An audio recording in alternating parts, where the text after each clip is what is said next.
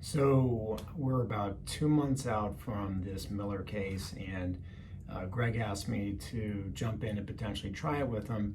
And it's a super interesting, super sad case about a guy who goes in for a routine MRI and has a contrast reaction to the gadolinium that they have to put inside of him to have the contrast and have a higher quality MRI come through.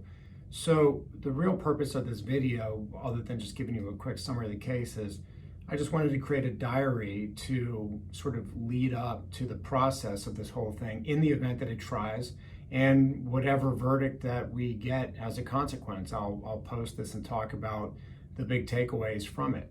So the starting point for me when Greg asked me to get involved in the case is review the medical records first, review the complaint so that I understand exactly what we alleged and who we're alleging it against, refresh myself with the jury instructions, even though I've seen them 1,000 times. Every time you read them, you always remember something else, and it helps you apply the facts of the case.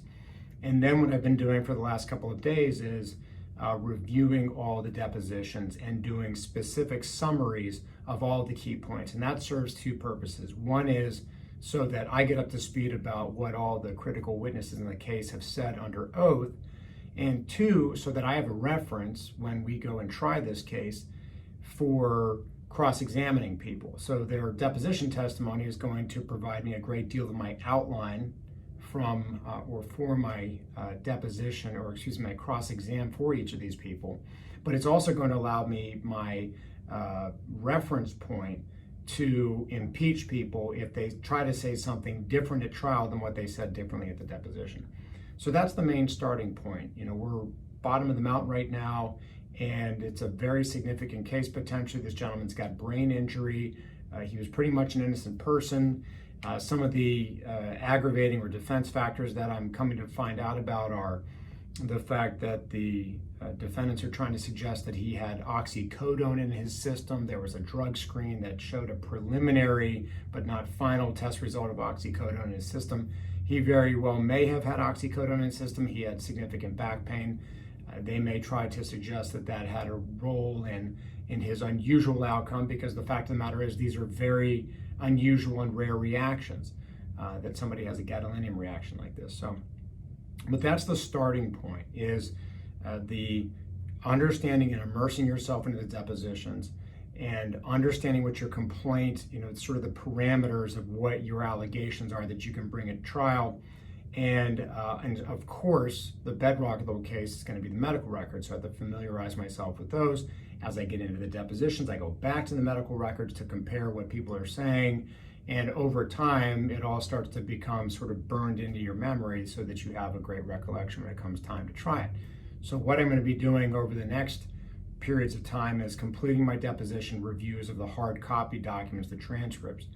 But what I'm also going to really be focusing on is going back and watching the videotape depositions of each of these witnesses and watching them and how they testify about critical parts of their testimony to see if it looks like they're being deceptive, or there's any really good clips that come out that people just don't look good, they're making a poor impression that maybe we can clip up and use at trial. Also, if I think there's some really critical pieces of information, I'm going to make video clips at those to show at trial for purposes of showing an impeachment or showing it to the jury rather than reading it from the deposition transcripts. Then I'm going to dig into all the expert reports, both of our expert reports, the defense expert reports. Then I'm going to start getting to work on figuring out things that we're going to need to do for motions in limine, and we're going to have to look at other research issues. We're going to have to look at the local rules of the court. We're going to have to start coordinating witness preparation and coordinating getting our experts on board to be available to testify, whether it's live or in light of the pandemic, via video, and figuring out how to make this case, carve it down, pare it down, a la the Joe Freed speed trial process, to make it as short and sweet as possible. I don't see any reason why we can't get this case in 2 days in our case in chief. That's going to be my goal, and something I'm trying to do new in this particular trial is apply those specific speed trial concepts and see what happens. And the other thing that I'm just trying to constantly remind myself is that it's process over product, and that we have no control over the outcome of the case. All that we can control is how hard we work how smart we work, and try to put on the best trial and mute the defenses as best as possible and pick the best jury possible and put on the best trial possible, and then you let the chips fall as they may, because you can't control it otherwise, and you're going to drive yourself crazy if you try to think about it or do it in any other way, because I've done that before and it's a disaster. You get worried, you put too much stress on yourself. All you can do is control the work and the strategy and the process that you put into it, and let the outcome be what it is.